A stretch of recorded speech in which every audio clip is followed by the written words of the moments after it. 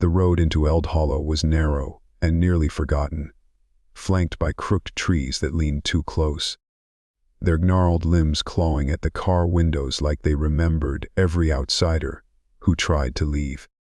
Nora hated this town the moment her tires hit the gravel. She hadn't been back in nearly 15 years. Not since her mother fled with her in the dead of night, whispering warnings Nora was too young to understand.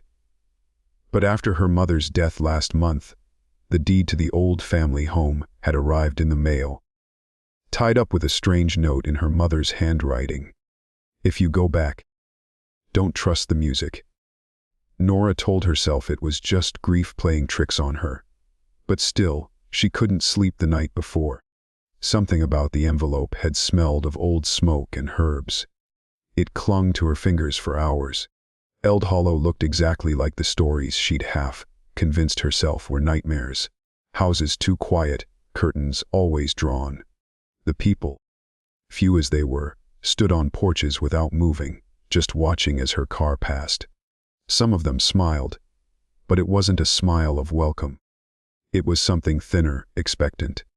The house sat at the far edge of town, where the forest bent in like a noose.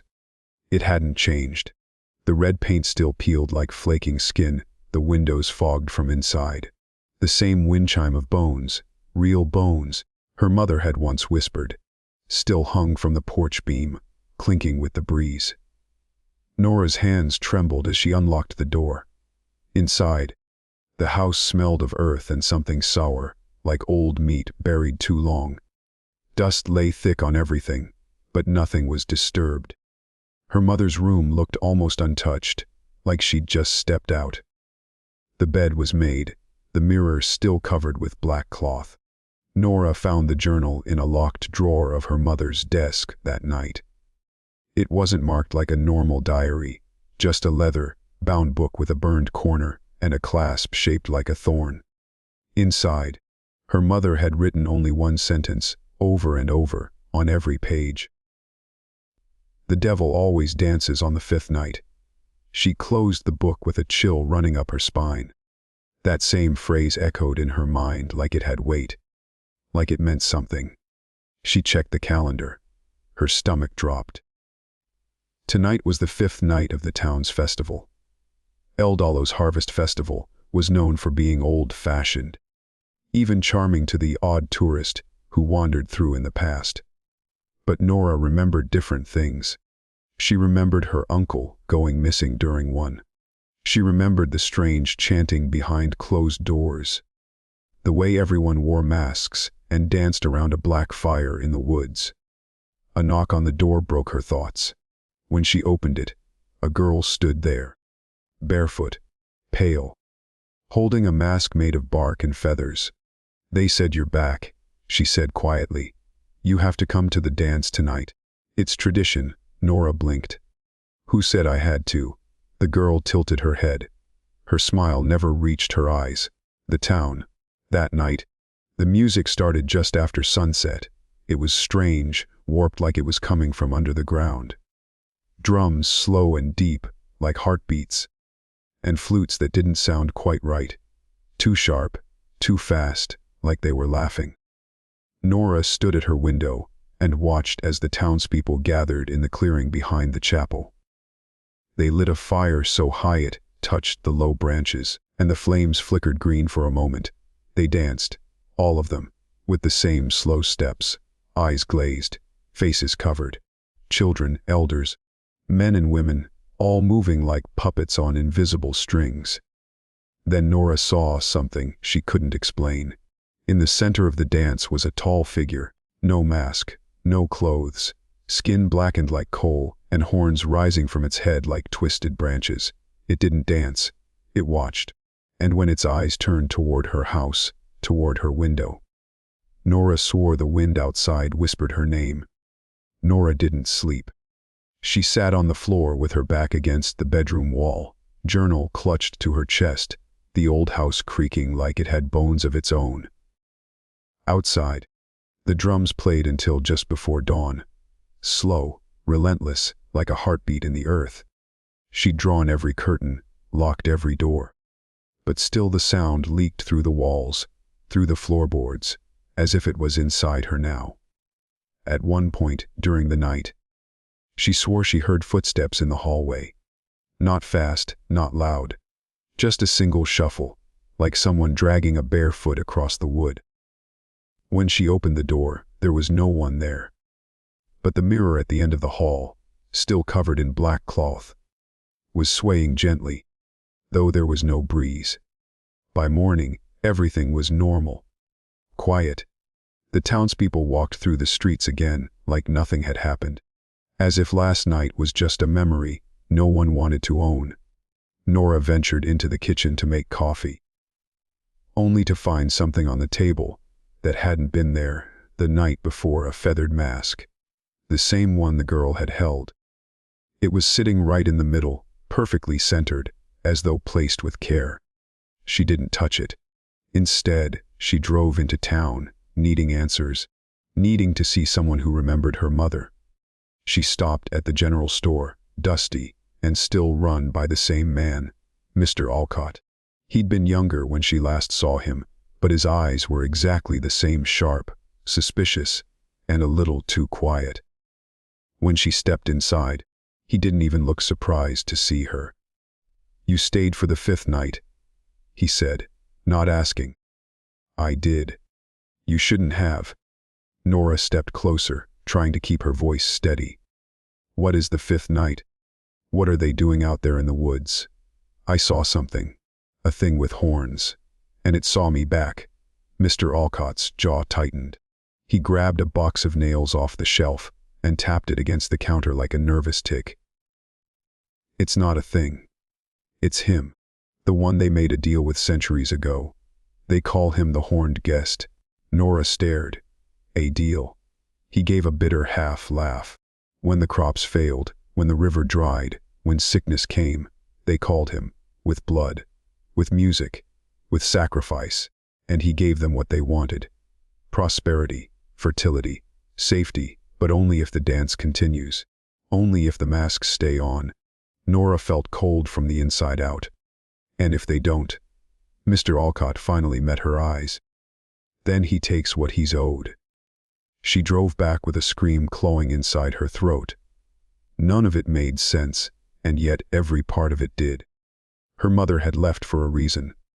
She remembered now how her mother would sob quietly after those festival nights, holding Nora close like she was already halfway gone. Back at the house, she found the journal again, flipping through page after page of that same line. The devil always dances on the 5th night. But near the back, something new had been written, faint, like a last-minute scrawl. "Break the circle, break the dance, but never break the mirror." That mirror. The one at the end of the hallway. Nora stood slowly and walked toward it. Her heart beat louder than any of the drums from last night. The cloth over the mirror fluttered slightly as she approached, like something inside it was breathing. She reached for it, then stopped. There was a sound from the front porch, a knock, slow, measured. She walked toward the door, her body moving without her permission. Her hand gripped the handle. When she opened it, the barefoot girl was there again. This time she wasn't smiling. Her eyes were wide, wet, scared. "You looked, didn't you?" she whispered. Nora's mouth went dry. "Looked at what?" The girl shook her head. "He sees you now. You let him in, and just like that." The girl turned and walked away, into the woods, barefoot and silent, disappearing behind the trees. Nora turned back to the hallway. The cloth was gone from the mirror, and in the glass, her reflection, was still smiling, even though she wasn't. Nora stumbled backward, her breath catching in her throat as she stared at the mirror. Her reflection stood perfectly still, lips curved in a slow, deliberate grin that Nora wasn't making. The face looked like hers. Same eyes, same messy brown hair, same scar on her chin from falling off a bike at 8. But that smile, it wasn't hers. It was too knowing, too patient, too pleased.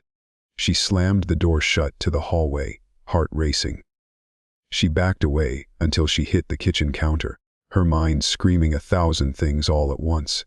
She needed to leave. Get out of Eld Hollow. Drive as far as her gas tank could take her and never look back. But the car keys were gone. She searched every surface, every pocket, the entire house. They weren't in her bag, not in the bowl by the front door, not on the counter, where she definitely left them. That's when she noticed the music again, not outside this time, not drifting through the windows. It was inside the house. Faint, like a music box in another room, playing that same offbeat melody from the festival, the one that pulsed too slowly, too deep. She followed the sound down the hall, past the mirror door, now firmly shut, and into her mother's old bedroom. The music stopped the moment she crossed the threshold. Everything was just as it had been. The bed neatly made, the closet doors shut tight. The mirror in the corner still covered in black cloth. Except now, a trail of muddy footprints led from the edge of the bed to the wardrobe. Nora stood frozen. Whoever, or whatever, had walked across that room wasn't barefoot. The prints were heavy, booted, and soaked with black sludge that smelled faintly of ash. She reached for the wardrobe door, her fingers trembling. When she opened it, there was no one inside, just rows of old coats and dresses. But at the very back, something hung that didn't belong, a burlap sack, stained dark around the bottom, tied shut with a piece of red thread. Nora pulled it out, almost gagging from the smell. It reeked of decay and something coppery, blood, maybe. She untied the thread with shaking hands. Inside was a mask, but not like the others. This one was bone, white, carved from something real. Not wood, not clay, something organic, something ancient. Etched into its surface were symbols she didn't recognize, like claw marks arranged into circles and crooked crosses. And inside the sack, beneath the mask, was a scrap of paper in her mother's handwriting. "He chose you. You must wear it on the 7th night, or the whole town pays." Nora stared at the mask. The weight of it seemed to pull her down, her shoulders sagging like she'd just been handed a burden that generations before her had carried and finally passed along. The 7th night, she counted. Tonight was the 6th. One more day until whatever this was reached its final act. One more night before she became part of something ancient and twisted. That evening, the townspeople came again. They didn't knock this time. They gathered silently outside the house, lining the sidewalk like mourners at a funeral. Men, women, children, all holding torches. All wearing their masks. The light flickered across their hidden faces, casting long shadows that stretched like claws across the porch. And at the front of them stood the barefoot girl. She didn't hold a mask anymore. Her face was bare now, and streaked with tears. "You can't fight it," she said softly. "None of us could. That's why we pretend it's tradition. It's easier that way." Nora stepped onto the porch, the sack and mask clutched in her hand. "What happens if I don't wear it?" The girl looked down. "Then he comes into someone else. And he doesn't choose kindly." Suddenly, Nora understood what her mother had done. Why she'd run. Why she'd whispered those frantic warnings at night. She'd taken Nora and fled, because she was supposed to wear the mask once. And she couldn't do it. But Nora had come back. The choice wasn't about escape anymore. The choice was who would wear the mask, and who would pay if she didn't. Nora didn't sleep on the 6th night either. She sat on the living room floor, mask lying in front of her like a loaded weapon. It watched her, not with eyes, those were hollow, but with presence, like it knew it would win, like it had never lost. The journal was still open beside her. She flipped back through it, hoping to find anything. Her mother might have written in a moment of hope or clarity. But every page led back to the same truth: the dance, the mask, the devil. The 5th night was just the beginning. The 7th was the ceiling. Her mother's last line repeated in her head: break the circle, break the dance. But never break the mirror. She tried to make sense of it, mapping the pieces in her head. The town danced to please him. The masks were worn to hide who gave consent, and the mirror, maybe that's where he lived. Or watched. Or waited. At midnight, she heard something. A sound like dragging chains. From the hallway. She stood slowly, breath tight in her throat, and inched toward the noise. The mirror door was ajar. Just slightly, but enough to show her reflection. Only, she wasn't alone. In the glass, her reflection stood behind her. Mask already on, head tilted unnaturally far to the side. Its arms hung too long, its fingers twitching like spider legs.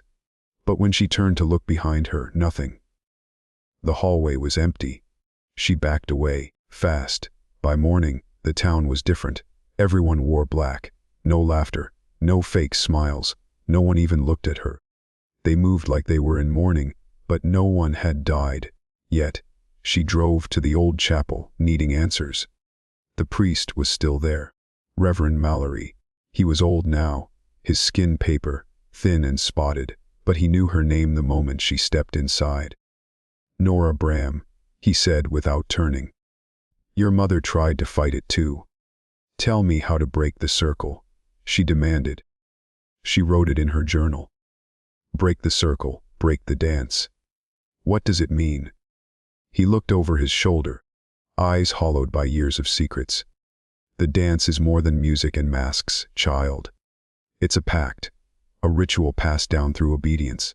If you refuse to follow it, the pact frays. And if the circle breaks, someone must die. Then let me die, she said. I'll burn the mask. I'll destroy the mirror. Whatever it takes. He shook his head. It doesn't work that way. Sacrifice without structure is meaningless to him. It must be given through the dance. Through the mask. Then who made this deal? She snapped. Wu signed our souls away. Reverend Mallory looked down. Your bloodline did. Nora froze. What? The first pact was made by Elijah Bram, your ancestor. He brought the devil to El Dolo. He begged for fertility, for crops, for healing, and he offered his seed in return. A promise that the Bram bloodline would always carry the mask when the time came. Nora staggered back. So this has always been about me. You were born to wear it. She left without another word, the cold truth wrapping around her like chains. Back home, she sat at the dining table, staring at the mask. She picked it up, put it on. The moment it touched her skin, the world shifted. The walls seemed to breathe. Her limbs moved stiffly, as if responding to a rhythm beneath the surface. The drums were in her blood now, slow, heavy, endless. She saw things. Memories not hers. Her mother, wearing the same mask, sobbing in the forest before ripping it off and fleeing into the night. A girl, maybe her grandmother, dancing under the firelight, the horned one's hand upon her head in blessing or curse. A vision of Elijah Bram, blood on his hands, kneeling before a figure with burning eyes, whispering, "Let my name feed you. Let my kin serve you. Forever." She tore the mask off, gasping. The house was silent again. But the fire pit behind the chapel was already lit. The townspeople stood in the trees, waiting. And from the woods, he came. The horned guest, twisted, tall, face shifting like smoke and ash. His eyes. No pupils, just black holes that pulled in everything. And when he looked at her, 1,000 voices whispered in her head at once. He raised a clawed hand and pointed at the mask still trembling in her grip. 7th night, one dance, one choice, and the whole town would burn or be spared depending on what she did next. Nora stood at the edge of the clearing, the mask gripped in her trembling hands. All around her, the townspeople had already taken their places in a wide circle around the bonfire. No one spoke, no one moved. The flames licked the air in long, unnatural tongues, green, red, and something black that shimmered like oil in sunlight. The horned guest towered behind the fire, taller than any man should be. His shadow stretched impossibly long. Touching the feet of every person in the circle, he didn't move. He didn't need to. His presence was enough to keep them all frozen in submission. Nora could feel the weight of their eyes behind the masks. Every person in El Dalo was waiting for her. No, depending on her, to wear the mask and take her place in the ritual. But she didn't move. Her feet were planted. Her chest heaved. She looked down at the mask again. Its surface had changed. The bone, white color now pulsed faintly, like it was breathing with her. The etched symbols seemed to twist beneath her fingers, forming and reforming into shapes she didn't recognize. But the message was clear: put it on, or someone else will, and that someone would suffer. The girl, barefoot and pale, stood just inside the tree line. She wasn't wearing a mask anymore. Her hands were clasped in front of her, like she was praying. She gave Nora the smallest, saddest nod. This had always been meant for her. For Nora. So she did it.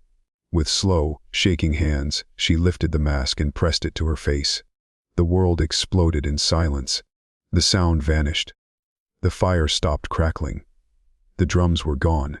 She stood in the center now, and everything else had faded to black. Just her and the horned guest. He stepped closer. His face, if it could be called that, hovered inches from hers. Smoke coiled off his skin, and where his eyes should have been, Nora saw herself, reflected, masked, terrified. But she didn't flinch. She stared back, breathing hard.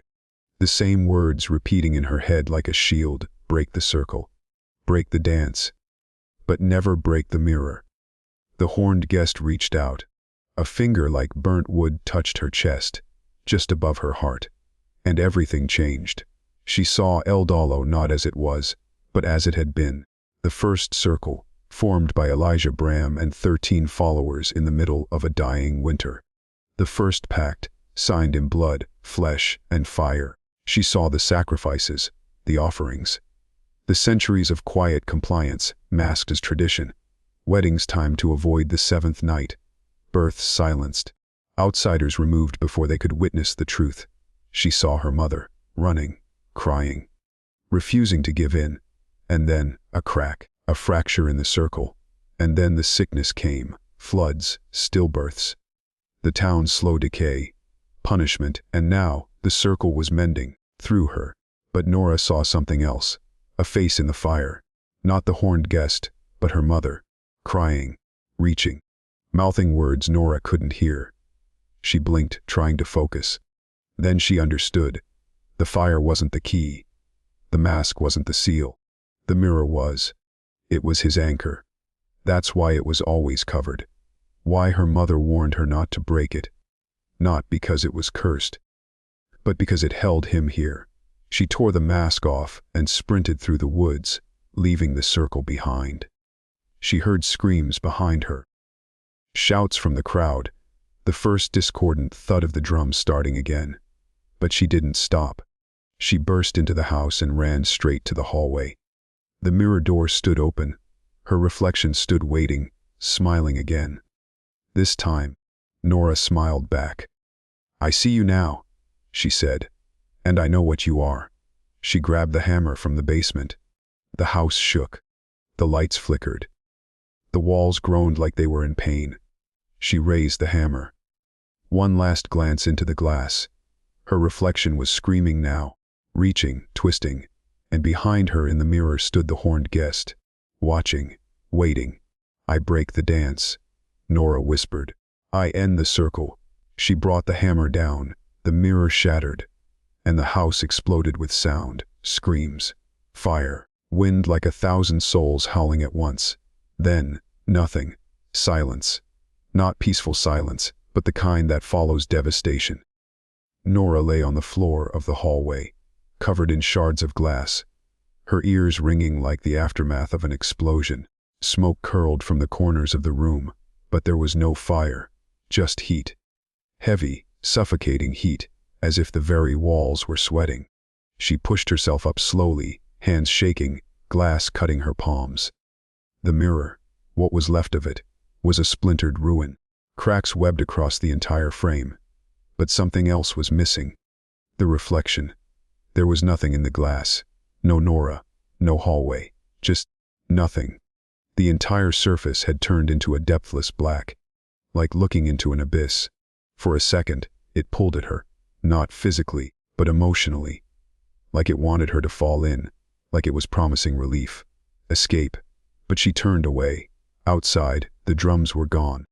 The firelight had vanished. When she stepped onto the porch, the clearing beyond the trees was empty. The townspeople were gone. The circle had broken, but the damage had already begun.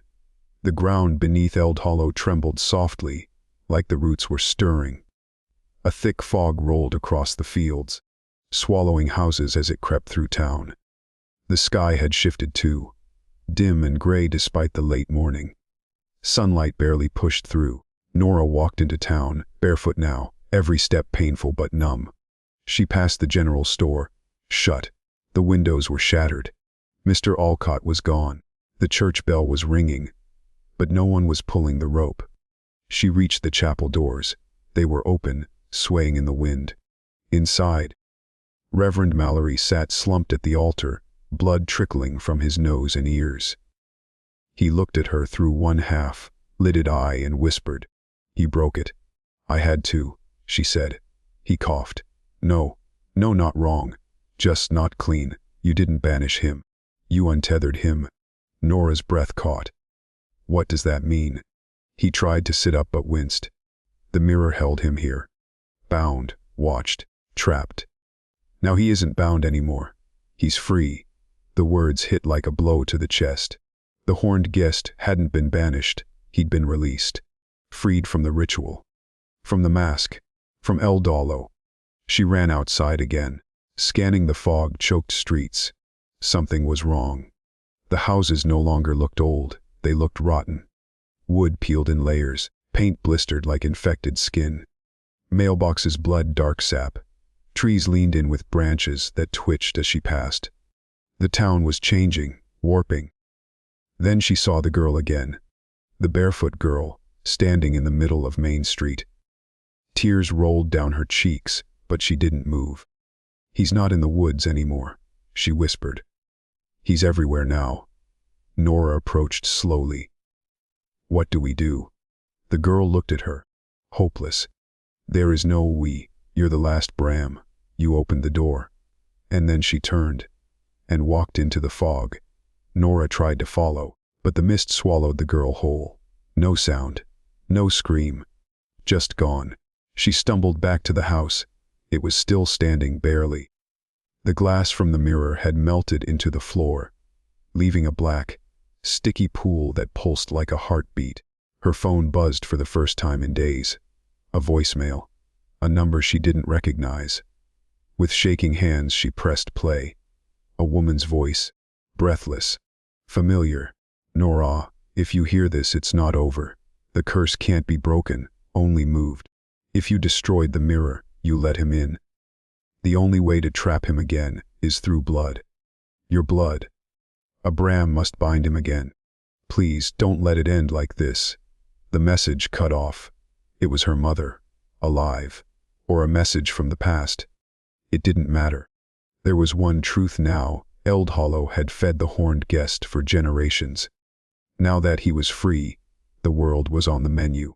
Nora stood in the center of the ruined hallway, the voicemail still echoing in her ears. A Bram must bind him again. Through blood. Her hands trembled, her mind spinning. All she could think about was the thing in the mirror. The one with her face that smiled when she didn't. It had never been just a reflection. It had been him, peering through, waiting. Now, he wasn't waiting. He was loose. And Eld Hollow was changing faster. The house groaned around her, the walls flexing like lungs. From the windows, she saw the fog crawling through the streets, swallowing fences, creeping under doors. Shapes moved in it. Tall, thin, wrong shapes that didn't walk so much as glide. She saw a hand stretch through the mist once, clawed and twitching like an insect leg, before it slipped away again. She had no plan. No one left to ask. Except maybe the mirror. What was left of it? She returned to the hallway. The shattered glass had stopped pulsing. The black pool had cooled and hardened into something like obsidian. She stared into it, and for a moment thought she saw her mother's eyes. Then she saw something else, the forest. The original circle. It came like a memory, but not hers. A flicker, a flash, the first binding, the altar stone, a name carved in blood. Elijah Bram kneeling before the horned guest. A ritual of offering, yes, but also of binding. She whispered, "There's still a way." The town didn't need another sacrifice. It needed a jailer. Someone to do what Elijah had done, but willingly. Without fear, without the mask, she drove to the forest. The car barely made it, tires spinning in the soft, blood-colored mud that now soaked the trail. The trees were twisted, their bark slick with black resin. But she knew where the altar was. Somewhere deep in the woods behind the chapel. She remembered it from childhood, though her mother always dragged her away before they got too close. The deeper she went, the quieter the world became. No birds, no wind, just her breathing, and then the circle. It was still there, a ring of stones covered in moss and old blood, surrounding a slab of rock too smooth to be natural. She stepped into the circle and felt the weight of it immediately, like she was stepping into an old, worn shoe that still knew her size. She reached into her coat pocket and pulled out the jagged shard of mirror glass she'd wrapped in cloth. It had called to her before she left. Now, it hummed in her palm, warm and pulsing like a tiny heart.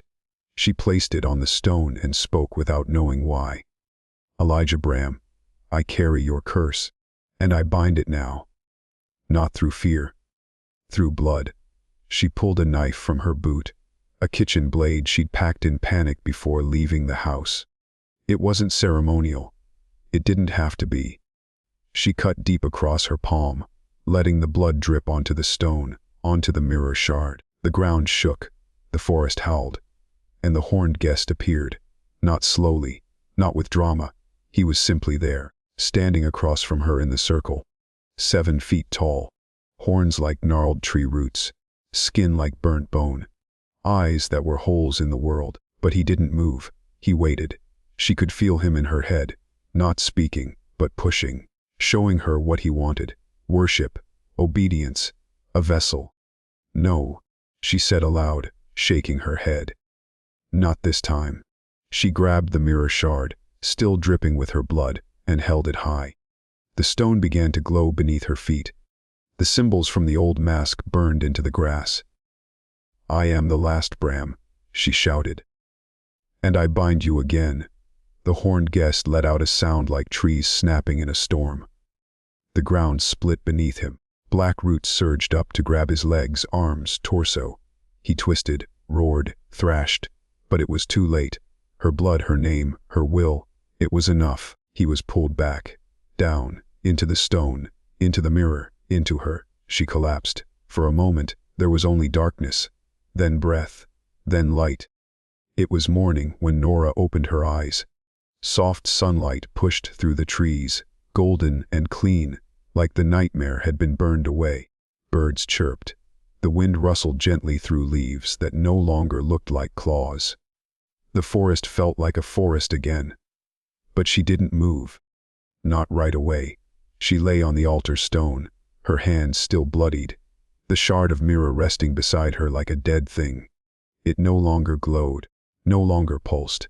It was just glass now, silent and inert. The horned guest was gone, bound, but not gone in the way she'd hoped. He was inside her. Nora stood slowly, testing her legs. She didn't feel possessed, didn't feel cursed. She felt heavy, like she was carrying something vast and ancient, curled inside her chest like smoke in a bottle. She looked around. The circle of stones remained, but the blood had been absorbed, the ground clean again. She walked back to Eldhollow and found it changed. Not destroyed, not corrupted, just quiet. Peaceful in a way she had never seen it before. People stood on their porches again, but they didn't wear masks. They didn't whisper. They looked at her with awe and something else. Fear. She passed Mr. Alcott's store. He stood outside, arms crossed, watching her. When she approached, he nodded once, slowly. "You did it," he said. "He's gone." "No," she replied, voice low. "He's somewhere else now." He didn't ask. He didn't need to. "You staying?" he asked. She looked around. At the town. At the chapel. At the forest in the distance. "No," she said. "But I'll be back. If you dance again, if you ever try to call him." Alcott shook his head. Won't." She turned away. Back at the house, she packed only what mattered: the journal, the shard of glass, and the old mask. She wrapped them tightly in cloth and sealed them in a wooden box. It was hers now. The curse, the knowledge, the burden, it all lived in her. Before she left, she stopped in front of the mirrorless hallway. Just a blank wall now. Her reflection didn't smile anymore. But sometimes, in the corner of her eye, she saw something. A flicker of horns. A shadow too tall to be hers. She'd bound him. But the cost was clear. Wherever she went, he would follow. Not in front of her, not behind her, inside her. The last Bram, the jailer, not cursed, not blessed, just chosen. As she drove away from Eld Hollow, the road opened ahead of her like a wound healing over. The trees weren't as close now. The sky looked blue again. The world felt lighter. But deep within, in a place no one else could reach, a slow drum still beat. A reminder that evil never disappears, it only changes hands.